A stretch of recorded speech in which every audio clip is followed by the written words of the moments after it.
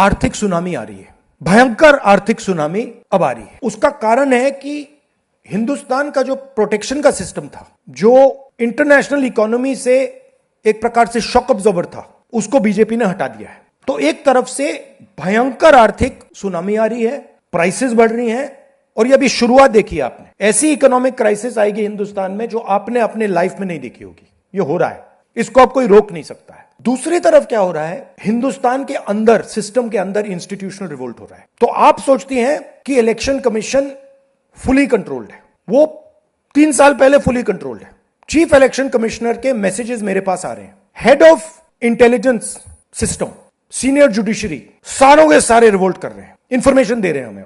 तो जो कंट्रोल का सिस्टम था एक तरफ से, वो कोलैप्स कर रहा है अंदर से, क्योंकि लोगों को दिख रहा है कि जनता का प्रेशर अब ऐसा भयंकर आएगा, अगर हम इस रास्ते पे चलते गए तो हमारे लिए रिस्क हो जाएगा। आप क्या सोचते हो, अगर जनता को मालूम है कि इलेक्शन सिस्टम रिग्ड है, और जनता की मतलब इकोनॉमिक प्रेशर, गरीबी, दर्द के कारण जनता में गुस्सा आ गया, आप क्या सोचते हो कि इलेक्शन कमिश्नर को डर नहीं लगेगा कल क्या होने वाला है? तो अब क्या हो रहा है, सिस्टम अंदर से ऐसे हिल रहा है पूरा।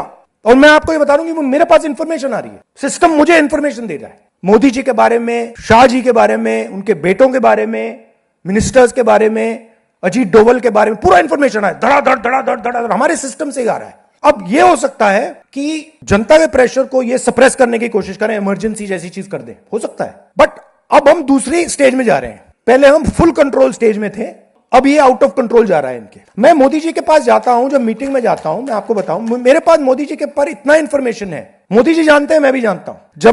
जब मैं उनसे मिलता हूं, भैया आंख में आंख लगाना जरा,